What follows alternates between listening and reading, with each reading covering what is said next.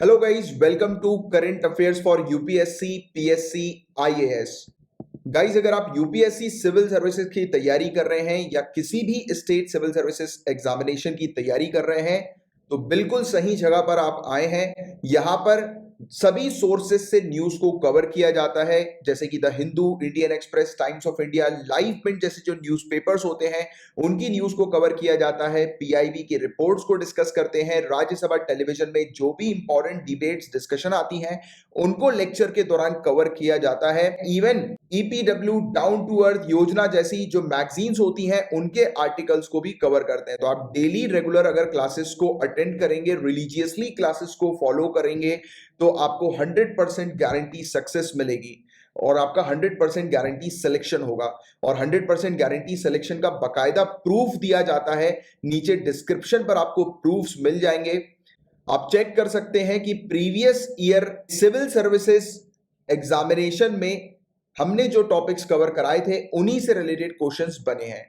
तो फटाफट चैनल को सब्सक्राइब कर लीजिए अगर आपने सब्सक्राइब नहीं किया है तो। इवन हम लोग काफी सारे हाई क्वालिटी जनरल स्टडीज के कोर्सेज भी ऑफर करते हैं। तो आने वाली स्लाइड्स में आपको कोर्सेज की डिटेल्स भी मिल जाएगी और हमारे दूसरे चैनल्स की इंफॉर्मेशन भी आपको प्रोवाइड करा दी जाएगी आने वाली स्लाइड्स में। और गाइस, नीचे डिस्क्रिप्शन पर टेलीग्राम के चैनल की लिंक भी आपको मिल जाएगी, आप उस चैनल को भी ज्वाइन कर सकते हैं। प्लस डिस्कशन ग्रुप भी है जहां पर काफी सारे सिविल सर्विसेज के एस्पिरेंट्स मौजूद हैं जो कि डेली बेसिस पर अपने जो भी डाउट्स वगैरह जो होते हैं उनको डिस्कस करते हैं, तो आप उसको ज्वाइन कर सकते हैं। तो फुल फोकस के साथ स्टार्ट करते हैं करंट अफेयर्स की क्लास को। बट बिफोर दैट ये कुछ कोर्सेज की डिटेल्स और हमारे चैनल्स की डिटेल्स हैं।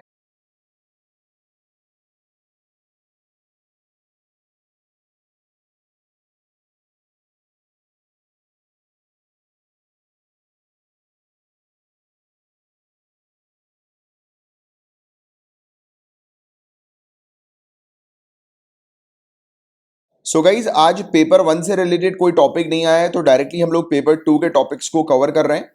हम लोग डिस्कस करेंगे ह्यूमन राइट्स वॉच के बारे में।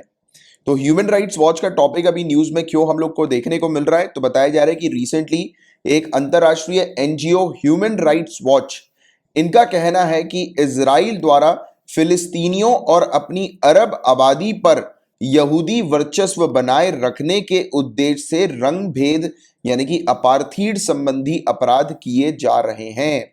तो इजराइल जो है वो अपार्थीड का क्राइम कमिट कर रहा है।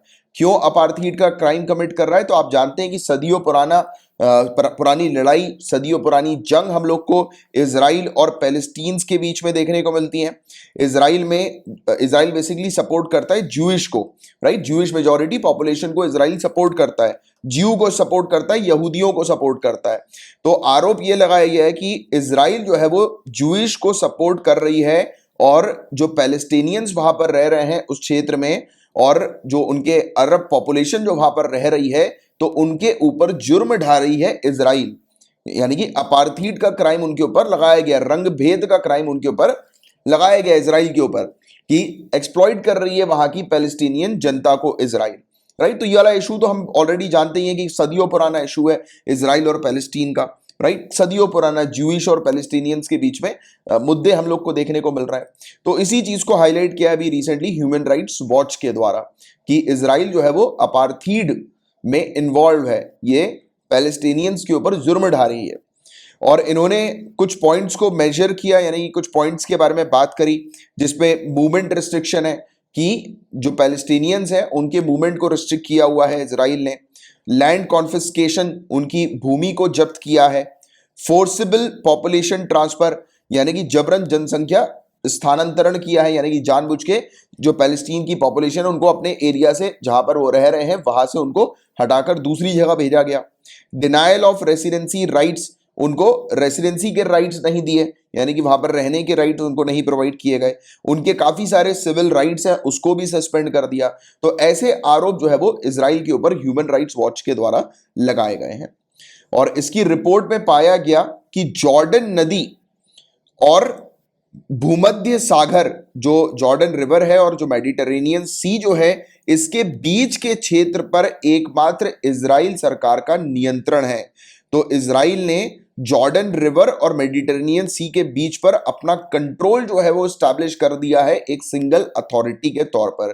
तो थोड़ा सा मैं आपको मैप पर भी ले चलता हूं, मैप को भी दिखाता हूं, इजराइल की लोकेशन देखते हैं, जॉर्डन नदी की लोकेशन देखते हैं, क्योंकि इससे रिलेटेड भी आपसे क्वेश्चन पूछे जा सकते हैं। तो देखिएगा, ये है हमारा प्यारा इंडिया, और हम अगर इंडिया से चलेंगे वेस्ट की तरफ तो पाकिस्तान आएगा, फिर ईरान आएगा, फिर इराक आएगा, फिर आप देखिए इराक के बगल में आपको जॉर्डन दिखाई दे रही है कंट्री, ठीक है। जॉर्डन के बगल में आप देखेंगे, गौर फरमाएंगे तो आपको इजराइल दिखाई देगी। और एक फैक्ट मैं आपको बताता हूं, अभी थोड़ी देर पहले जॉर्डन रिवर की बात हुई थी। ये जॉर्डन की जो बाउंड्री पूरी आप देख रहे हैं ना, इजराइल और जॉर्डन को जो एक लाइन सेपरेट कर रही है 65, आपको एक मार्किंग दिखाई दे रही होगी। ये जो पूरी लाइन है ना, ये पूरी की पूरी जॉर्डन रिवर है, जॉर्डन नदी हम लोग को देखने को मिल रही है, राइट। डेड सी के ऊपर साइड अगर आप चलेंगे, देखेंगे डेड सी के ऊपर, डेड सी के ऊपर से, मैं इसकी ऊपर नदन एरिया की बात कर रहा हूं, डेड सी आपको दिखाई दे रहा होगा। डेड सी के ऊपर वाला एरिया देखो आप, बिल्कुल मैं इसको जूम करता हूं, एक नदी आपको दिखाई देगी, ठीक है। और मैं जूम कर रहा हूं, ठीक है, और मैं जूम कर रहा हूं, देखो कुछ लिखा हुआ आया है क्या? अभी नहीं आया शायद। और मैं जूम कर रहा हूं, और जूम कर देते हैं, देखो ये जॉर्डन रिवर आपको दिखाई दे रही है। तो ये भी रखना, एक फैक्ट और याद रखना कि इजराइल और जॉर्डन के बीच में बाउंड्री जो बनती है, ये नदन बाउंड्री डेड सी के ऊपर वाली, वो जॉर्डन रिवर की हम लोग को देखने को मिलती है, ये नेचुरल बाउंड्री है, राइट। तो देख लो आप, उसको जूम आउट करके भी मैं दिखाता हूं, जॉर्डन और इजराइल जो आपको दिखाई दे रही है उसके बीच में डेड सी के ऊपर। अब आप डेड सी के नॉर्थ में बिल्कुल चले आओ, जाते आओ, उसकी बाउंड्री देखते चलो, ठीक है, देखते चलो बाउंड्री को। ऊपर जाएंगे आप तो आपको एक सी ऑफ गैलियली दिखाई देगी, सी ऑफ गैलियली, तो इसमें जाकर मिल जाती है फिर जॉर्डन नदी। तो पूरी है बिल्कुल जॉर्डन नदी। अब मैं इस पे भी जूम करूंगा तो आपको जॉर्डन रिवर लिखा हुआ बकायदा दिख रहा होगा, जॉर्डन रिवर। ऊपर मैं ले चलूंगा तो भी आप देखते चलिए, जॉर्डन रिवर पूरी आपको दिखाई देगी, राइट। ये पूरी बाउंड्री है, राइट। अरे एक मिनट, ये क्या हो गया, मेरे ख्याल से ज्यादा जूम हो गया ये। हाँ, ये पूरी जॉर्डन रिवर हम लोग को देखने को मिल रही है, और ये जाकर जॉर्डन रिवर किस पे मिल जा रही है, ये सी ऑफ गैलियली में मिल जा रही है, ठीक है। तो सी ऑफ गैलियली की भी लोकेशन आपको थोड़ी सी पता होनी चाहिए, यहां पर है। डेड सी के बारे में तो पहले सिविल सर्विसेज ऑलरेडी क्वेश्चन पूछ चुकी है। तो ये वाला जो पूरा एरिया है, कौन सा वाला, जॉर्डन नदी से लेकर कहां वाला, मेडिटेरेनियन सी वाला, मेडिटेरेनियन सी की लोकेशन भी देख लो आप, मेडिटेरेनियन सी ये पूरी, क्योंकि क्वेश्चन पूछे जाते हैं कि मेडिटेरेनियन सी कौन सी कंट्रीज के साथ अपनी बाउंड्री शेयर करती है। तो अभी वीडियो को पॉज करो और जरा नीचे कमेंट बॉक्स में लिख कर बताओ कि कौन सी कंट्री के साथ मेडिटेरेनियन सी अपनी बाउंड्री को शेयर करती है। तो बिल्कुल ये वाला एरिया जॉर्डन नदी से लेकर पूरा ये वाला एरिया, जैसे इसमें वेस्ट बैंक भी आता है, और वेस्ट बैंक भी काफी विवादित एरिया है, गाजा स्ट्रिप विवादित एरिया है, राइट। तो ये सब एरिया के बारे में आप लोग को जानकारी होनी चाहिए मैप पॉइंट ऑफ व्यू से। तो जितना भी ये एरिया है उस पर इजराइल ने अपना पूरा कंट्रोल किया हुआ है, ऐसा इस रिपोर्ट ने बताया है। तो अंडरस्टैंडिंग के लिए आपको तो सिंपल यही चीज पता होनी चाहिए, और ये तो सदियों पुरानी चीज आ रही है कि इजराइल और पैलेस्टीन का इशू हम लोग को देखने को मिलता ही है। इजराइल जूइश पॉपुलेशन को, यहूदियों को सपोर्ट करती है, राइट, और क्लियरली। तो अब इस पर इजराइल ने क्या कहा, अब ये रिपोर्ट जारी हुई तो इस रिपोर्ट को देखने के बाद इजराइल क्या कहती है। तो इजराइल ने ह्यूमन राइट्स वॉच के आरोपों को निरर्थक और मिथ्या कहा कि ये गलत है, आरोप गलत हैं। इजराइल के ऊपर जो आरोप लगाए हैं ह्यूमन राइट्स वॉच ने, वो गलत आरोप लगाए हैं, ये कहते हुए इनके आरोपों को खारिज कर दिया। और इस पर काफी लंबे समय से इजराइल विरोधी एजेंडा चलाने का आरोप लगाया। इजराइल ने कहा कि ह्यूमन राइट्स वॉच जो है वो इजराइल विरोधी एजेंडा चलाती है, इजराइल के अगेंस्ट एजेंडा चलाती है। और आपको बता दें कि अभी वर्तमान में इजराइल पर लगे कथित युद्ध अपराधों के आरोपों की जांच अंतर्राष्ट्रीय अपराध न्यायालय द्वारा की जा रही है। तो इंटरनेशनल क्रिमिनल कोर्ट जो है वो इन्वेस्टिगेशन कर रही है इजराइल ने जो क्राइम किया है, वॉर क्राइम्स में जो इजराइल इन्वॉल्व है, तो उसकी इन्वेस्टिगेशन ऑलरेडी चल रही है। तो इसने यही बोला कि ऑलरेडी आईसीसी में मेरी इन्वेस्टिगेशन चली रही है, तो आपको क्यों आरोप लगाने की आवश्यकता। और इसको इजराइल ने उल्टा ही ह्यूमन राइट्स वॉच को कह दिया कि ह्यूमन राइट्स वॉच इजराइल के अगेंस्ट एजेंडा चलाती है, राइट, इजराइल को बदनाम करने के लिए। तो ये वाली बात है, इसके बारे में बस आपको एक जानकारी होनी चाहिए, पिक्चर क्लियर रहनी चाहिए आपके माइंड में कि ये इशू हम लोग को देखने को मिल रहा है। और बाकी ह्यूमन राइट्स वॉच के बारे में आप लोग को डिटेल में थोड़ा सा पता होना चाहिए। इससे रिलेटेड डायरेक्ट आपसे ये पूछा जा सकता है कि ह्यूमन राइट्स वॉच क्या है, 4 ऑप्शन दे दिए जाएंगे, तो आपको नॉन गवर्नमेंटल ऑर्गेनाइजेशन पता होना चाहिए कि ह्यूमन राइट्स वॉच जो है वो एक नॉन गवर्नमेंटल ऑर्गेनाइजेशन है, क्योंकि ऐसा क्वेश्चन एक बार ऑलरेडी एमनेस्टी इंटरनेशनल को लेकर पूछा गया था, if I am not wrong 2017 के यूपीएससी प्रीलिम्स में ऐसा क्वेश्चन आया था। तो ह्यूमन राइट वॉच जो है वो 1978 में इसका गठन हुआ था। ये एक इंटरनेशनल नॉन गवर्नमेंटल ऑर्गेनाइजेशन है। इसका हेडक्वार्टर हम लोग को न्यूयॉर्क सिटी में देखने को मिलता है। ये बेसिकली ह्यूमन राइट्स के ऊपर रिसर्च और एडवोकेसी कंडक्ट करती है, और ये ग्रुप जो है ग्रुप गवर्नमेंट के ऊपर, सरकार के ऊपर प्रेशर क्रिएट करती है, पॉलिसी मेकर के ऊपर प्रेशर क्रिएट करती है, कंपनीज के ऊपर, इंडिविजुअल ह्यूमन राइट अब्यूजर्स के ऊपर, कि वो ह्यूमन राइट्स की रिस्पेक्ट करें और ह्यूमन राइट्स का अगर कहीं पर भी अब्यूज हो रहा है तो उसके खिलाफ सख्त कार्रवाई करें।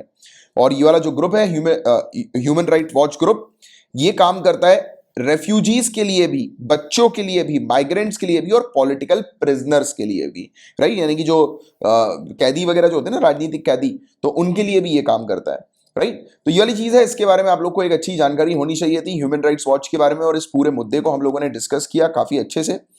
अब हम लोग एक रिपोर्ट के बारे में बात कर रहे हैं, एक रिपोर्ट के बारे में डिस्कस कर रहे हैं। पूरे दुनिया भर में मिलिट्री पर, डिफेंस पर कितना खर्चा होता है, कितना एक्सपेंडिचर होता है, इस पर हम लोग चर्चा करेंगे। अभी हाल ही में बताया जा रहा है, आल लिखा है, आल को कैंसिल करना है, हाल ही में Stockholm International Peace Research Institute SIPRI, इसकी एक रिपोर्ट हम लोग को देखने को मिली है ग्लोबल मिलिट्री एक्सपेंडिचर इन 2020 को लेकर। सिप्री की रिपोर्ट के बारे में अभी मेरे ख्याल से 1-2 दिन पहले ही हमने डिस्कस किया है। तो 5 बिगेस्ट स्पेंडर जो है, यानी कि 5 कंट्रीज ऐसी जो सबसे ज्यादा खर्चा करती हैं मिलिट्री के ऊपर, तो वो कौन सी कंट्री हैं? तो वो यूनाइटेड स्टेट्स, चाइना, इंडिया तीसरे नंबर पर, चौथे पे रशिया और 5वें पे यूके। याद रख लो, ये 5 कंट्रीज जो कि सबसे ज्यादा मिलिट्री पर खर्चा करती हैं। और पूरे दुनिया भर में ये 5 कंट्री ऐसी हैं, इनके खर्चे को एक तरफ कर दो, पूरी दुनिया को एक तरफ कर दो, तो इन 5 कंट्री का जो कंट्रीब्यूशन है या फिर एक्सपेंडिचर है, खर्चा जो है, वो 62% है पूरे दुनिया भर के मिलिट्री एक्सपेंडिचर का। तो पूरे दुनिया भर में जितना खर्चा होता है उसका 62% ये सिर्फ 5 कंट्री खर्चा कर देती है मिलिट्री के ऊपर। और पूरे दुनिया भर की टॉप मिलिट्री स्पेंडर जो है, देखा गया कि इनकी मिलिट्री स्पेंडिंग 2019 के कंपैरिजन में हाई हुई है, बड़ी है। मतलब 2019 के कंपैरिजन में 2020 में ज्यादा पैसा डिफेंस के ऊपर खर्चा किया गया है। इवन पेंडेमिक ईयर पे भी 2020 में महामारी चल रही थी, उस दौरान भी मिलिट्री पर बहुत ज्यादा खर्चा हुआ है। यूनाइटेड स्टेट्स ने टोटल 778 बिलियन यूएस डॉलर खर्च किए हैं, चाइना ने 252 बिलियन यूएस डॉलर खर्च किए हैं, और इंडिया का military expenditure 72.9 billion US dollar का रहा है। और इन टोटल पूरे दुनिया भर का मिलिट्री एक्सपेंडिचर भी बड़ा है, 1981 बिलियन यूएस डॉलर पिछले साल के मुकाबले बढ़ा है। इसमें 2.6% की ग्रोथ बताई जा रही है पिछले साल, यानी कि 2019 के मुकाबले 2020 में 2.6% की ग्रोथ, राइट। और सिप्री के बारे में मैंने आप लोग को ऑलरेडी पढ़ाया हुआ है, एक बार फटाफट रिवाइज भी कर देता हूं। स्वीडन में सिप्री हम लोग को देखने को मिलती है, एक इंडिपेंडेंट इंटरनेशनल इंस्टीट्यूट है जो कि रिसर्च कंडक्ट करती है कॉन्फ्लिक्ट्स के ऊपर, यानी कि 2 देशों के ऊपर या 2 से ज्यादा देशों के ऊपर या इंस्टीट्यूशंस के बीच में अगर कुछ कॉन्फ्लिक्ट होता है तो उस पर रिसर्च करती है। आर्मामेंट्स पर रिसर्च करती है कि कितने वेपन्स किस कंट्री ने खरीदे, किस प्रकार के वेपन्स खरीदे, तो इस प्रकार की। आर्म्स कंट्रोल और डिसआर्मामेंट के ऊपर भी रिसर्च करती है। आर्म्स कंट्रोल मतलब कि कौन सी कंट्री कितने वेपन्स को पोजेस कर रही है, कंट्रोल करके रखा है, और डिसआर्मामेंट मतलब किस कंट्री ने कितने वेपन्स को मतलब कम किया, राइट। तो इस पर ये रिसर्च कंडक्ट करती है। 1966 में इसको एस्टैब्लिश किया गया था, स्वीडिश पार्लियामेंट ने डिसीजन लिया था, उसके आधार पर इसे एस्टैब्लिश किया गया था। और इसको फंडिंग भी रिसीव होती है एनुअल ग्रांट के तौर पर स्वीडिश गवर्नमेंट से। तो स्वीडन की गवर्नमेंट ही इसको फंड प्रोवाइड कराती है इस इंस्टीट्यूशन को रिसर्च वगैरह कंडक्ट करने के लिए। और इस इंस्टीट्यूट का जो डेटा होता है, इसकी जो एनालिसिस होती है, इसके जो सजेशन होते हैं, ये पॉलिसी मेकर, रिसर्चर, मीडिया और जो भी लोग इंटरेस्टेड होते हैं इस फील्ड में, वेपन्स वगैरह या मिलिट्री एक्सपेंडिचर या डिफेंस की फील्ड में और ज्यादा जानकारी हासिल करने के लिए जो भी लोग इंटरेस्टेड होते हैं, तो उनको फायदा मिलता है इसके डेटा से, राइट। तो ये वाली बात है, इसकी आपको एक अच्छी जानकारी होनी चाहिए। तो ये था पूरा ओवरऑल टॉपिक जिसके बारे में हम लोगों ने डिस्कस किया। अब हम लोग बात करेंगे SCRI के बारे में, सप्लाई चेन रेजिलियंस इनिशिएटिव के बारे में। तो ये क्या है, इसको हम लोग समझते हैं।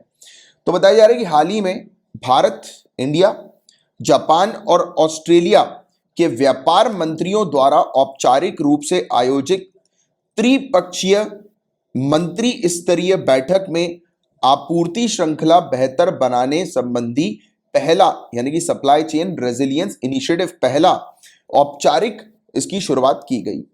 तो चाइना का जो डोमिनेंस है सप्लाई चेन में, अब इस चीज को बहुत ध्यान से सुनना, क्योंकि आज की डेट में इस एरिया पर जब भी हम लोग बात करते हैं ये क्वाड कंट्रीज की, जिसमें यूनाइटेड स्टेट्स भी आती है, बट इसमें यूनाइटेड स्टेट्स नहीं है इस पर्टिकुलर इनिशिएटिव में, SCRI में यूनाइटेड स्टेट्स नहीं है, उसको छोड़कर क्वाड की तीनों कंट्री इंडिया, ऑस्ट्रेलिया और जापान, ये तीनों कंट्री इकट्ठा हुई हैं। और आप एक चीज हमेशा ध्यान में रखना, जब भी इन ये चार कंट्री एक साथ इकट्ठा होती है तो वहां पर चाइना को काउंटर करने की बात तो होती ही होती है। तो अभी के लिए ये तीन कंट्री इकट्ठा हुई। इन तीन कंट्री का मेन फोकस ये है कि चाइना का जो डोमिनेंस है सप्लाई चेन में, आप जानते हैं गाइस कि चाइना जो है वो वेरियस प्रोडक्ट्स को सप्लाई करती है, तो उसके इस डोमिनेंस को तोड़ने के लिए, यानी कि उसकी इस मोनोपोली को तोड़ने के लिए इंडो पैसिफिक क्षेत्र में ट्रेड मिनिस्टर जो है इंडिया, जापान और ऑस्ट्रेलिया के, उन्होंने फॉर्मली लॉन्च किया है SCRI को। तो ये चीज आपको समझना है, SCRI क्यों लॉन्च हुई है सिविल सर्विसेज पर्सपेक्टिव से, उस क्यों का जवाब आपको पता होना चाहिए कि चाइना का जो डोमिनेंस है सप्लाई चेन में उसको खत्म करना इंडो पैसिफिक क्षेत्र में, उसके लिए किया। मतलब कि अब ये तीन कंट्री मिलकर वेरियस प्रोडक्ट्स को बनाएंगी, मैन्युफैक्चर करेंगी एक साथ मिलकर, जिससे कि चाइना की मोनोपोली तोड़ दी जाए, उससे सामान ना खरीदा जाए, बल्कि ये तीन कंट्री सामान मैन्युफैक्चर करें और आपस में बेचें और इंडो पैसिफिक क्षेत्र में मार्केट क्रिएट करें। तो ये इसका एक मेन विजन हम लोग को देखने को मिल रहा है। तो थोड़ी सी और चर्चा करते हैं SCRI के बारे में। तो ये जो SCRI है इसका लक्ष्य क्या है, इसका गोल क्या है? तो इस क्षेत्र में अंततः मजबूत, स्थायी, संतुलित और समावेशी विकास हासिल करने की दृष्टि से आपूर्ति श्रृंखला में वृद्धि करने हेतु एक कुशल चक्र का निर्माण करना। तो वही चीज जो मैंने आपको बताई कि इसका एम यह है कि सप्लाई चेन को एनहेंस करना, स्ट्रॉन्ग, सस्टेनेबल, बैलेंस्ड और इंक्लूसिव ग्रोथ इस इंडो पैसिफिक क्षेत्र पे लेकर आना। तो ये इसका मेन मकसद है, जिसको मैंने आपको ऑलरेडी समझा दिया। और इनिशियली शुरुआत में SCRI फोकस करेगी कि best practices supply chain resilience की ये शेयर करेगी, मतलब कि किस प्रकार से ये तीनों कंट्री मिलेंगी, बात करेंगी और ये शेयर करेंगी कि कैसे हम लोग एक अच्छी प्रैक्टिस कंडक्ट करें जिससे कि प्रोडक्ट्स को बेटर तरीके से सप्लाई किया जा सके, राइट। और इन्वेस्टमेंट प्रमोशन किया जाएगा, कंडक्ट किया जाएगा, उसके इवेंट्स होंगे, बायर और सेलर्स को एक साथ एक इवेंट पर लाया जाएगा, राइट। और अपॉर्चुनिटी प्रोवाइड की जाएगी स्टेक होल्डर्स को कि वो एक्सप्लोर कर सकें, मतलब सप्लाई चेन की डाइवर्सिफिकेशन की पॉसिबिलिटी में। क्योंकि देखो बहुत सारे एक ऐसा इवेंट कंडक्ट करने की ये बात कर रहे हैं कि जहां पर इन्वेस्टर्स को लाया जाएगा, मैन्युफैक्चरर्स को लाया जाएगा, सप्लायर्स वहां पर मौजूद होंगे, यानी कि प्रोडक्ट जो है प्रोडक्शन से लेकर लोगों के घर तक पहुंचने के लिए जो पूरी चेन होती है, पूरी जो प्रोसेस होती है, उसमें मौजूद जितने भी स्टेक होल्डर्स होते हैं, जितने भी व्यक्ति होते हैं, सभी को यहां पर एक साथ इकट्ठा किया जाएगा, जिससे कि सभी को अपॉर्चुनिटी मिल सके काम करने की, फर्स्ट पॉइंट, और अपने पसंदीदा इन्वेस्टर, मैन्युफैक्चरर्स या जो भी सप्लायर है उसको चूज करने की। तो इस प्रकार का ये एक प्लेटफॉर्म क्रिएट करने की अब बात कर रहे हैं। And possible policy measure under the initiative में इंक्लूड, अब इस पहल के अंतर्गत क्या क्या चीजें आ सकती हैं, तो supporting the enhance utilization of digital technology, जो डिजिटल टेक्नोलॉजी जो है उसकी यूटिलाइजेशन को बढ़ाया जाएगा, right. Supporting trade and investment diversification, तो ट्रेड और इन्वेस्टमेंट के डाइवर्सिफिकेशन को सपोर्ट किया जाएगा कि अलग अलग सेक्टर्स में, अलग अलग फील्ड में, अलग अलग एरिया में इन्वेस्टमेंट करना है, राइट, उसमें ग्रोथ लेकर आनी है। इस इनिशिएटिव का महत्व क्या है, तो इसका एम यह है कि चाइना के ऊपर डिपेंडेंसी को रिड्यूस करना और पेंडेमिक के दौरान, कोरोना वायरस पेंडेमिक के दौरान इंडो पैसिफिक क्षेत्र में दोबारा से सप्लाई चेन को शुरू कर देना, राइट। ये तीन कंट्री मिलकर दोबारा से सप्लाई चेन को शुरू कर दें। और इसका मेन फोकस ये भी है कि जो एग्जिस्टिंग बायलैटरल फ्रेमवर्क्स हैं, जैसे कि ASEAN Japan economic resilience action plan और India Japan industrial competitive partnership, right, तो और फॉरेन डायरेक्ट इन्वेस्टमेंट इस क्षेत्र में, तो उसको बढ़ा देना। एक तो जापान और इंडिया के बीच में और ऑस्ट्रेलिया और इंडिया के बीच में, या ये तीनों कंट्री के आपस में, राइट। जो भी बायलैटरल रिलेशंस हैं ट्रेड पर्सपेक्टिव से, उसको बिल्डअप करना, उसको और स्ट्रॉन्ग कर देना और बढ़ा देना, और foreign direct investment Indo Pacific क्षेत्र में इंक्रीज करवाना। तो इसका ये भी मेन उद्देश्य हम लोग को देखने को मिलता है। तो ये था गाइस पूरा ओवरऑल टॉपिक SCRI से रिलेटेड। काफी इंपॉर्टेंट टॉपिक है आज की डेट में। इस टॉपिक के बारे में आपको एक अच्छी जानकारी होनी चाहिए, राइट, कि इंडिया, जापान और ऑस्ट्रेलिया मिलकर ये क्या कर रही हैं इस क्षेत्र में, राइट। तो उसके बारे में आपको पता नहीं, क्वाड कंट्री के बारे में तो अच्छे से रखो, क्योंकि इससे रिलेटेड प्रीलिम्स में भी और मेंस में भी आपसे पूछा जाएगा। और हालांकि ये वाली जो इनिशिएटिव है वो क्वाड कंट्री का नहीं है, बट फिर भी USA को हटा दें तो 3 कंट्री का मेन ऑब्जेक्टिव, मेन गोल इस क्षेत्र पे यही है ना, कि चाइना के ऊपर डिपेंडेंसी को रिड्यूस करना। तो ये वाली बात है। चलो अब आर्टिकल 223 को कवर करेंगे। तो गाइस सबसे पहले तो ये चीज जानिए कि आर्टिकल 223 के बारे में हम लोग क्यों पढ़ने वाले हैं। तो अभी बताया जा रहा है कि ऑनरेबल प्रेसिडेंट ऑफ इंडिया ने आर्टिकल 223 का उपयोग करते हुए कलकत्ता हाई कोर्ट के सीनियर मोस्ट जज हैं एक, जिनका नाम है जस्टिस राजेश बिंदल जी।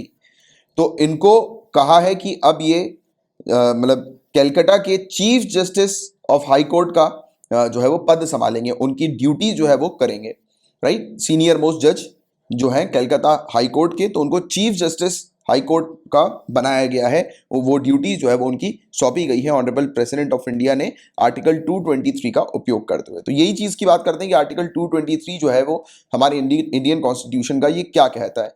तो ये एक्टिंग चीफ जस्टिस को अपॉइंट करने की बात कहता है। एक्टिंग चीफ जस्टिस, कि जब ऑनरेबल चीफ जस्टिस उस हाई कोर्ट में मौजूद नहीं है तो उनकी जगह पर कौन जो है वो मतलब रहेंगे, कौन जो है वो मतलब चीफ जस्टिस का पद संभालेंगे, तो उसकी बात करता है ये। तो जब भी ऑफिस जो होता है chief justice of high court का, जब ये खाली होता है, वेकेंट रहता है, या जब भी कोई चीफ जस्टिस जो है वो किसी रीजन के कारण वहां पर एब्सेंट है, मौजूद नहीं है, या अपनी ड्यूटी परफॉर्म नहीं कर पा रहे, तो उस समय उनकी ड्यूटी को परफॉर्म करने के लिए उस कोर्ट के किसी जज को ऑनरेबल प्रेसिडेंट अपॉइंट कर सकते हैं चीफ जस्टिस की ड्यूटी को परफॉर्म करने के लिए। तो ये वाली बात कहता है आर्टिकल 223, जो कि आपको पता होना चाहिए, क्योंकि ऐसी ऐसी चीजें जो है ना वो अक्सर प्रीलिम्स में आ जाती हैं, तो ध्यान रखिएगा। अब गाइस पेपर 3 के टॉपिक को कवर कर रहे हैं, डिस्कस करेंगे प्रोजेक्ट पायरोसॉल के बारे में। तो ये क्या प्रोजेक्ट है इसको समझते हैं हम लोग। बट देखो थ्योरी में तो बहुत कुछ लिखा हुआ है, बट मैं आपको आसान भाषा में पहले इस प्रोजेक्ट की जानकारी दे देता हूं कि हमारी जो सिटीज हैं, हमारे जो शहर हैं, वहां पर जो कचरा बनता है, जो कचरा होता है, अर्बन वेस्ट जिसे हम लोग कहते हैं, तो उसको पावर में, एनर्जी में कन्वर्ट करना या उस वेस्ट को मैनेज करने का ये प्रोजेक्ट है, प्रोजेक्ट पायरोसॉल। ये सिंपल सी चीज बस आपको पता होनी चाहिए कि ये प्रोजेक्ट है क्या, ठीक है। बाकी अब मैं आपको थ्योरी बता देता हूं। और जर्मनी के साथ मिलकर हम लोगों ने इस प्रोजेक्ट को शुरू किया, इस प्रोजेक्ट पर काम कर रहे हैं। तो इस प्रोजेक्ट का foundation stone, integrated solar dryer और पायरोलिसिस पायलट प्लांट जो है वो हम लोग ने रिसेंटली चेन्नई में लगा दिया है, राइट। और ये पायलट प्रोजेक्ट है और ये इंडो जर्मन प्रोजेक्ट पायरोसॉल का पार्ट है, जिसे लॉन्च किया गया है। अर्बन ऑर्गेनिक वेस्ट को ट्रांसफॉर्म करना है और उसे कन्वर्ट करना है बायोचार और एनर्जी में स्मार्ट सिटीज के अंदर। और ये प्रोजेक्ट दिया गया है CSIR CLRI को, Indo German science and technology centre के द्वारा, राइट। और प्रोजेक्ट जो है ये अल्टीमेटली टेक्नोलॉजी डेवलपमेंट का काम करेगा, जिसमें जॉइंट प्रोसेसिंग हम लोग को फाइब्रस ऑर्गेनिक वेस्ट की और सीवेज स्लज की देखने को मिलेगी इंडियन स्मार्ट सिटीज के। इसे हाइजेनिक और हाईली वैल्यूएबल बायोचार और एसोसिएटेड एनर्जी रिकवरी में कन्वर्ट करना है, कार्बन सीक्वेस्ट्रेशन का काम करना है और एनवायरमेंटल इंप्रूवमेंट का काम करना है। तो देखो इसमें थ्योरी जो है वो फालतू की बहुत सारी चीज लिखी हुई है, बस इसमें सिंपल सा ये जो प्रोजेक्ट है वो यही है कि ऑर्गेनिक वेस्ट को मतलब मैनेज करना, यानी कि जितने भी वेस्ट वगैरह होते हैं अर्बन सिटीज के, तो उसको मैनेज करना, मेंटेन करना, राइट। और वही ये प्रोजेक्ट पायरोसॉल कहता है। इस प्रोजेक्ट पायरोसॉल का मेन फोकस ये है कि मैनेज करना, ऑर्गेनाइज करना, कलेक्ट करना, ट्रीट करना, डिस्पोज सिस्टम क्रिएट करना अर्बन वेस्ट के लिए इंडियन स्मार्ट सिटीज में और एज वेल एज दूसरे अर्बन सेंटर्स में एक इंटीग्रेटेड और इंटरैक्टिव अप्रोच के साथ, ठीक है। तो ये इसका प्रोजेक्ट का मेन फोकस हमें देखने को मिलता है। और Indo German science and technology centre की बात करें तो इसे इंडिया और जर्मनी ने एस्टैब्लिश किया है कि इंडिया और जर्मनी मिलकर रिसर्च एंड डेवलपमेंट की फील्ड पे काम करें, जिसमें इंडस्ट्रियल पार्टिसिपेशन भी हम लोग को देखने को मिले, अप्लाइड रिसर्च देखने को मिले और टेक्नोलॉजिकल डेवलपमेंट देखने को मिले, यानी कि इन फील्ड में इंडिया और जर्मनी मिलकर काम करें। और ये जो सेंटर है इसके थ्रू एक 2+2 का प्रोजेक्ट भी हम लोग को देखने को मिलता है, ये फ्लैगशिप प्रोग्राम हम लोग को देखने को मिलता है, जिसमें फोकस किया जाता है कि इंडिया की पब्लिक और प्राइवेट इंडस्ट्रीज और इंस्टीट्यूशन, एकेडमिक इंस्टीट्यूशन, ये मिलकर रिसर्च और डेवलपमेंट जो है वो कंडक्ट करें, राइट, साथ में मिलकर इंडिया और जर्मनी के। तो इंडिया और जर्मनी के जो इंस्टीट्यूशंस हैं, जो पब्लिक और प्राइवेट कंपनीज हैं, इंडस्ट्रीज हैं, ये साथ में मिलकर R&D का काम करें, इनोवेशन का काम करें, राइट। तो उसको लेकर 2+2 प्रोजेक्ट इंडिया और जर्मनी के बीच में भी हमें देखने को मिलता है, जो कि इसी India and Germany, India German science and technology centre का एक प्रोजेक्ट है, फ्लैगशिप प्रोग्राम हम लोग को देखने को मिल रहा है। तो ये सिंपल सी चीज है प्रोजेक्ट पायरोसॉल के बारे में, जिसकी आपको एक जानकारी होनी चाहिए। अब बात करते हैं लार्ज एरिया सर्टिफिकेशन स्कीम के बारे में। तो इस स्कीम को मैं आपको समझाऊंगा, हालांकि इस स्कीम में भी वो फालतू चीजें, फालतू थ्योरी बहुत ज्यादा मेंशन्ड है, लिखी हुई है, बट वो चीज अपने काम की नहीं है। मेन चीज एक छोटी सी बस मैं आपको समझाता हूं, जिसकी आपको कंसेप्ट पता होना चाहिए, क्योंकि देखो कुछ कुछ ऐसे टॉपिक होते हैं उसमें लंबी चौड़ी थ्योरी होती है जो काम की नहीं होती। मेन जो मुद्दे की बात होती है वो 2 या 3 पॉइंट की होती है बस, राइट। तो आपको अभी, हालांकि मैं पूरा पढ़ाऊंगा, ऐसा नहीं कि आपको पूरी चीज जो है वो कवर नहीं कराऊंगा, क्योंकि कुछ कुछ चीजें होती, मुझे लगता है कई बार कि एक बार रीड कर लेने में क्या जा रहा है, एक बार रीड ही तो करना है बस, राइट। थ्योरी को एक बार अभी मैं आपको बता दूंगा, बट मैं आपको समझा देता हूं कि ये लार्ज एरिया सर्टिफिकेशन स्कीम है क्या। इसमें क्या किया जाता है, एक बड़े एरिया को बेसिकली, जैसे जो किसान वगैरह होते हैं छोटे छोटे, यानी कि किसानों के पास छोटी छोटी जमीन है, ठीक है, तो क्लस्टर जो होता है इस प्रकार से किसान की जमीन का, तो एक बड़ा एरिया अगर किसान आपस में मिलकर ये डिसाइड कर लें, काफी सारे किसान एक साथ, यानी कि काफी बड़े खेत एक साथ आपस में मिलकर डिसाइड करें कि वो ऑर्गेनिक फार्मिंग करेंगे, ऑर्गेनिक एग्रीकल्चरल प्रैक्टिसेस को कंडक्ट करेंगे, तो ऐसा अगर वो डिसाइड करते हैं और फिर ऐसा वो अगर लगातार 2 से 3 साल तक, यानी कि अपने खेत पे किसी भी प्रकार के केमिकल फर्टिलाइजर्स का उपयोग नहीं करते हैं, तो ऐसा जो एरिया होता है उसे लार्ज एरिया सर्टिफिकेट मिल जाता है, यानी कि इस स्कीम के थ्रू उस एरिया को सर्टिफिकेशन मिलता है। इसमें समय समय पर अथॉरिटी आकर चेक भी करती हैं, देखती हैं कि किसान प्रॉपर तरीके से ऑर्गेनिक फार्मिंग को फॉलो कर रहे हैं कि नहीं कर रहे। तो यही चीज है इस लार्ज एरिया सर्टिफिकेशन स्कीम के अंदर। और अभी बताया जा रहा है कि 14,491 14,491 हेक्टेयर जो एरिया है union territory Andaman and Nicobar island का, ये पहली लार्ज कंटीजियस टेरिटरी बन चुकी है जिसे ऑर्गेनिक सर्टिफिकेशन मिला है लार्ज एरिया सर्टिफिकेशन स्कीम के तहत। तो बात कर लेते हैं लार्ज एरिया सर्टिफिकेशन के बारे में। आप खुद देखिएगा, जब मैं आपको थ्योरी पढ़ाऊंगा तो आपको खुद लगेगा कि हाँ यार इसमें और कुछ काम का नहीं है, सिर्फ 2 या 3 चीज काम की है, 2 या 3 पॉइंट काम के। एक तो कॉन्सेप्ट को समझना कि लार्ज एरिया सर्टिफिकेशन किस लिए दिया जाता है, तो ऑर्गेनिक फार्मिंग ध्यान में रखना।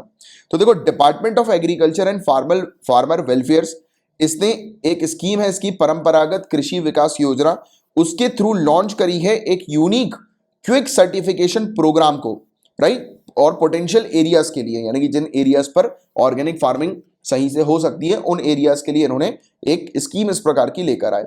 और इस लार्ज एरिया सर्टिफिकेशन स्कीम के तहत हर एक गांव को जो है वो एक एरिया के तौर पर कंसिडर किया जाता है, क्लस्टर या एक ग्रुप के तौर पर कंसिडर किया जाता है। क्योंकि मैंने आपको अभी पहले ही समझाया था कि जैसे एक किसान है, उसका छोटी सी जमीन है, तो ऐसे गांव के सभी किसान जिनके पास बहुत सारी जमीन होगी, तो इनको एक क्लस्टर या ग्रुप के तौर पर कंसिडर कर दिया जाता है, ठीक है।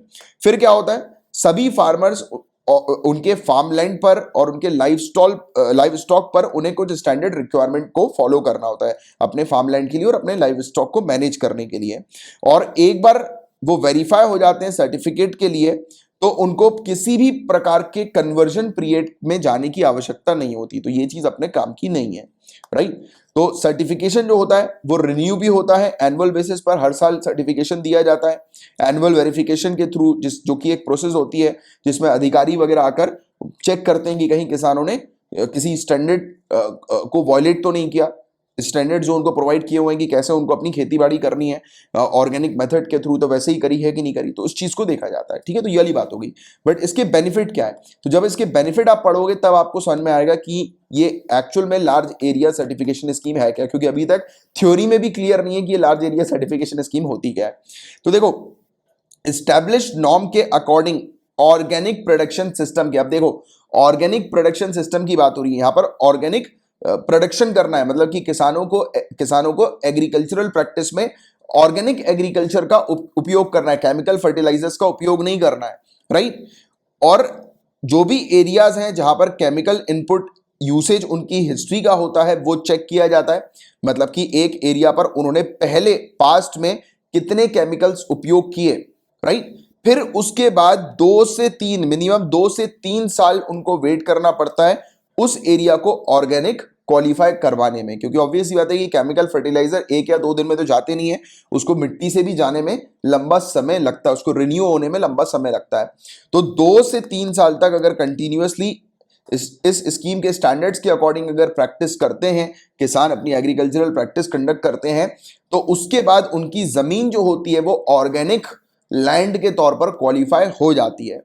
और इस पीरियड में फार्मर्स को standard organic agricultural practices adopt करनी होती है और अपने फार्म्स को सर्टिफिकेशन प्रोसेस में कंटिन्यू रखने के लिए कि उनको इसका सर्टिफिकेशन मिल सके, तो इसलिए उन्हें पूरी की पूरी ऑर्गेनिक एग्रीकल्चरल प्रैक्टिसेस के ऊपर निर्भर रहना पड़ता है, तब जाकर उन्हें ये सर्टिफिकेट मिलता है। और जैसे ही सक्सेसफुल कंप्लीट होता है, यानी कि इसका जो टाइम पीरियड पूरा कंप्लीट होता है, तो फार्मर्स को और फार्मर्स की जो जमीन जो होती है, राइट, लैंड जो होती है, फार्म लैंड जो होती है, उसे सर्टिफाई कर दिया जाता है एज अ ऑर्गेनिक के तौर पर 2 से 3 सालों के बाद। और ये जो सर्टिफिकेशन प्रोसेस जो होती है, इसमें डॉक्यूमेंटेशन हम लोग को देखने को मिलता है, प्रॉपर होता है, समय समय पर इसका वेरिफिकेशन भी होता है सर्टिफिकेशन अथॉरिटी के द्वारा, क्योंकि एक बार सर्टिफिकेट लेने के बाद तो ऑब्वियस ही बात है कि किसान जो है वो फिर से ना वापस से केमिकल फर्टिलाइजर्स उपयोग करने लगे। ऐसा होने लगेगा तो ऑब्वियस ही बात है कि फिर से जो ऑब्जेक्टिव है, मेन पर्पस जो है कि ऑर्गेनिक फार्मिंग इंडिया के अंदर होनी चाहिए, वो मेन पर्पस जो है वो खत्म हो जाएगा, राइट। तो इससे बेटर है कि समय समय पर सर्टिफिकेशन अथॉरिटी आती हैं, चेक करती हैं कि किसान दोबारा से केमिकल फर्टिलाइजर्स तो किसान ने उपयोग करना शुरू नहीं कर दिया, अगर करेंगे तो फिर उनसे वो सर्टिफिकेशन हट जाता है, वो जमीन जो होती है फिर वो ऑर्गेनिक नहीं होती। और आपको बता दें कि हमारी कंट्री में फोकस हम लोग यही कर रहे हैं कि ज्यादा से ज्यादा हम लोग ऑर्गेनिक फार्मिंग में इन्वॉल्व रहे, इसलिए तो परंपरागत कृषि विकास योजना जो स्कीम मैंने आपको स्टार्टिंग में बताई थी, वो यही तो है कि जिसमें ट्रेडिशनल प्रैक्टिसेस का किसान जो है वो उपयोग करें, केमिकल फर्टिलाइजर्स का उपयोग ना करें, क्योंकि आज की डेट में केमिकल फर्टिलाइजर्स के कारण बहुत प्रॉब्लम्स आ रही हैं, मिट्टी खराब हो रही है, प्लांट्स खराब हो रहे हैं, और हम लोग जो खाते हैं, यानी कि जो भी मतलब प्रोडक्शन जो होता है, तो उसके बाद हम लोग जो सब्जियां वगैरह खाते हैं या ग्रेन्स वगैरह लेते हैं, तो उसमें भी केमिकल फर्टिलाइजर्स होने के कारण ह्यूमन को कैंसर हो रहा है, क्योंकि उसके कार्सिनोजेनिक इफेक्ट उसमें हम लोग को देखने को मिल रहा है। तो और आप लोग को पता ही है इसके क्या क्या नुकसान हम लोग को देखने को मिल रहा है। तो इसलिए इंडिया को ऑर्गेनिक फार्मिंग की तरफ आगे बढ़ाने के लिए भी ये एक इनिशिएटिव हम लोग को देखने को मिलता है। और ये लार्ज एरिया सर्टिफिकेशन स्कीम की जो रिक्वायरमेंट्स है वो काफ़ी सिंपल है, और जो भी एरिया जो होता है उसे ऑलमोस्ट इमीडिएटली सर्टिफाई कर दिया जाता है। बट हाँ, 2 से 3 साल का प्रोसेसिंग इसका पीरियड हम लोग को देखने को मिलता है, जिसके बारे में मैंने आप लोग को ऑलरेडी समझाई दिया। तो ये था गाइस पूरा ओवरऑल टॉपिक एलएससी का, जिसके बारे में आप लोग को एक अच्छी जानकारी होनी चाहिए। अब देखिए, अब थ्योरी में पूरा टॉपिक निकल गया, बट जो मेन काम की बात थी वो बिल्कुल लास्ट में समझ में आई, राइट। तो इसलिए मैं कहता हूं कि कुछ कुछ ऐसे टॉपिक्स होते हैं जिसमें सिर्फ 2 से 3 पॉइंट बस समझने के होते हैं, और सिविल सर्विसेज के अंदर सिर्फ आपको अपने कॉन्सेप्ट्स, अपनी अंडरस्टैंडिंग डेवलप करनी है बस। मेन फोकस कॉन्सेप्ट और अंडरस्टैंडिंग। एक टॉपिक है, ये टॉपिक क्या है, किससे रिलेटेड है, इसके क्या कुछ फैक्ट्स हैं कि नहीं, और फैक्ट्स हैं तो वो कौन से, बस वो चीज बस आप देखो। उसके अलावा पूरी पंचायती करने की जरूरत नहीं है, क्योंकि आप सोचो कि यार ये पूरी चीज अगर आप A to Z line by line mains में लिख पाओगे तो वो पॉसिबल है ही नहीं, किसी के लिए पॉसिबल नहीं है। तो आप बिल्कुल कॉन्सेप्ट बस ध्यान में रखो, क्योंकि अगर आपके कॉन्सेप्ट क्लियर होंगे तो आप एक लाइन क्या अपने हिसाब से 4-5 उसमें इंप्रोवाइज करके और भी पॉइंट्स ऐड कर सकते हो, राइट। तो इसलिए हमेशा कॉन्सेप्ट के ऊपर फोकस किया करो, और जो भी फैक्चुअल चीजें होती है मैं आपको बता ही देता हूँ कि क्या आपको करनी है। और इसी के साथ अपना आज के पूरे टॉपिक्स खत्म होते हैं। यूपीएससी 2021 में अगर आप अपीयर हो रहे हैं तो आपके लिए टेस्ट सीरीज अवेलेबल है। 15 सब्जेक्ट वाइज टेस्ट हैं आपके लिए, 10 फुल लेंथ टेस्ट हैं, टोटल 25 टेस्ट की ये टेस्ट सीरीज है। हर एक टेस्ट 100 क्वेश्चन का है। इसमें आपको डिटेल सोल्यूशन प्रोवाइड किया जाता है, इंग्लिश हिंदी दोनों में टेस्ट हैं। डेली टारगेट्स दिए जा रहे हैं, अगर आप डेली टारगेट्स को अचीव करते चलेंगे तो सिविल सर्विसेज यानी यूपीएससी 2021 एग्जाम से पहले आपका पूरा सिलेबस भी कंप्लीट हो जाएगा, और आप अच्छे से एनालिसिस भी कर पाएंगे कि आपकी गलती कहाँ पर है और किस प्रकार से आपकी तैयारी चल रही है, राइट। तो जरूर डेफिनेटली इस टेस्ट सीरीज को ज्वाइन करिए, काफी हेल्पफुल होगी आपके लिए टेस्ट सीरीज। और बाकी अगर आप सीसेट में कमजोर है तो बिल्कुल इस कोर्स को ले लीजिए। अगर आप हिस्ट्री में कमजोर हैं तो इस कोर्स को आप ले सकते हैं, और सोशियोलॉजी अगर आपका ऑप्शनल है तो डेफिनेटली इस कोर्स को लीजिए आप। और सबके डेमो क्लासेस अवेलेबल है, डेमो क्लासेस अटेंड कीजिए, उसके बाद कोर्स को ज्वाइन कीजिए, राइट। आपके लिए काफ़ी हेल्पफुल ये कोर्सेज हैं। और बाकी करंट अफेयर्स की अगर आप तैयारी कर रहे हैं तो रोज नोट्स आपको बनाने की जरूरत नहीं, क्योंकि आपके लिए पीडीएफ पेड पैकेज अवेलेबल है मात्र 100 रुपीज पर मंथ की फीस में। जो ये डेली आप लेक्चर्स देखते हैं इनकी बकायदा आपको पीडीएफ मिल जाती है, हैंड आउट नोट्स आपको मिल जाते हैं, वीकली कंपाइलेशन दिया जाता है रिवीजन के लिए, मंथली मैगजीन दी जाती है। और अभी प्रीलिम्स स्पेशल की एक सीरीज चल रही है, बट शायद अनफॉर्चुनेटली आज से वो सीरीज बंद हो जाए, क्योंकि जो सर पढ़ा रहे हैं वहां पर वो डिमोटिवेट हो गए हैं, क्योंकि स्टूडेंट्स पसंद नहीं कर रहे हैं, व्यूज बढ़ नहीं रहे। व्यूज का क्या है, वो व्यूज तो अपने इस लेक्चर पे भी नहीं बढ़ पा रहे हैं। उसकी वजह भी ये है कि मैं थोड़ा सा बाहर चला गया था, नाना जी खत्म हो गए थे, एक्सपायर हो गए थे, तो उस कारणवश मुझे बाहर जाना पड़ा था। उसके बाद फिर मुझे कोविड हो गया था, तो इसलिए एक लंबा गैप हो गया था। गैप तो नहीं हुआ था, लेक्चर्स मैंने दिए थे, बट थोड़ी इरेगुलरिटी आ गई थी, तो इस कारण अभी व्यूज कम हो गए। अब देखो मेरा काम तो बिल्कुल सिंपल रहता है, मैं व्यूज के ऊपर तो काम करता ही नहीं हूँ। मुझे भी लगता है बट अंदर से कि हाँ यार व्यूज वगैरह हो तो अच्छी बात है, बट क्योंकि मेरे जो स्टूडेंट्स हैं वो लिमिटेड है, क्योंकि इस एग्जाम में सिलेक्शन भी लिमिटेड लोगों का ही होता है, क्योंकि मैं यहाँ पर जो कंटेंट प्रोवाइड कराता हूँ उसका प्रूफ देता हूँ, जो कि आपको और कहीं नहीं मिलेगा। चलो एनीवेज ये वाली चीज़ है। और बाकी अब देखते हैं प्रीलिम्स स्पेशल की सीरीज कंटिन्यू रहती है कि नहीं रहती। उम्मीद तो है कि हो जाए कंटिन्यू, बट अब क्या कर सकते हैं। बाकी एक ऑफर भी है पेड पैकेज के लिए। और बाकी अगर आप करंट अफेयर्स के प्रैक्टिस क्वेश्चंस चाहते हैं तो वो प्रैक्टिस क्वेश्चंस भी आपको मिल सकते हैं। तो ये फैसिलिटीज को अवेल आप कर सकते हैं। कोई भी समस्या आती है फैसिलिटी को लेने में तो 9713282838 मेरे नंबर है ये। इस नंबर को सेव कर लीजिए अपने पास, अपने मोबाइल पे। इस नंबर पर व्हाट्सएप के थ्रू, टेलीग्राम के थ्रू या एसएमएस के थ्रू आप मुझे कांटेक्ट कर सकते हैं। मेरा रिप्लाई आपके पास विद इन 24 आवर्स आ जाएगा। कोई भी अगर समस्या आती है पेड पैकेज में तो आप पूछ सकते हैं मुझे इस नंबर पर। ठीक है, चलो अब हम लोग मिलेंगे नेक्स्ट क्लास में। तब तक के लिए bye bye, take care, have a great day ahead, Tata.